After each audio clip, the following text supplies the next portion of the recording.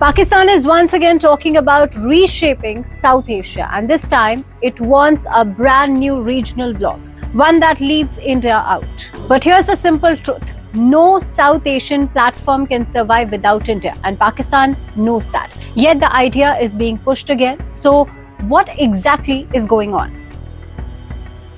First, the context. SAARC, the South Asian Association for Regional Cooperation, has been frozen for years. India suspended its participation after the 2016 Uri attack. Since then, there has been no leaders summit, and without India and Pakistan talking, SAARC cannot move. This week, Pakistan's Prime Minister Shehbaz Sharif called for SAARC to be revived. He praised the platform, spoke about cooperation, equality and regional peace. But surprisingly, his own Deputy Prime Minister took a different line. Ishaq Dar said SAARC is outdated and he proposed a new grouping, one that might include Pakistan, Bangladesh, China and others, but not India. Dar claims South Asia is trapped in zero-sum mindsets and artificial obstacles. He said regional architecture has become dysfunctional, and he hinted that India is the problem. So is Pakistan serious about forming a China-Pakistan-Bangladesh plus bloc? Experts say this is more aspirational than practical because the idea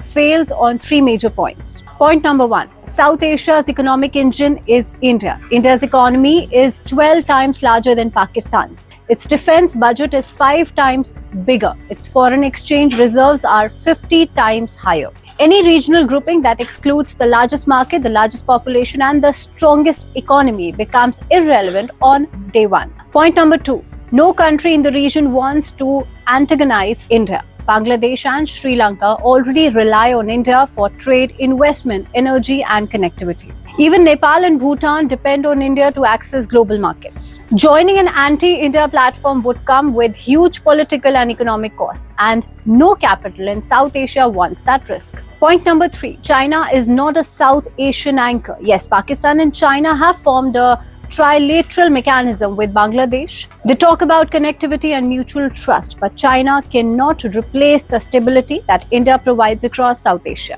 China's presence often brings strategic pressure, not regional comfort. This is why analysts call Pakistan's plan a signal, not a solution. It signals frustration, it signals geopolitical insecurity, but it does not create a workable alternative. The real reason SAARC collapsed was terrorism and trust deficit. Until Pakistan addresses that, no regional platform can function smoothly. Can SAARC ever return? Maybe, but only if India and Pakistan find even limited common ground. And right now, that seems very distant. So in the end, Pakistan's idea of a South Asian bloc without India is bound to fail because South Asia cannot run without its largest contributor. And any model that tries to exclude India is not regional cooperation, it is regional theatre.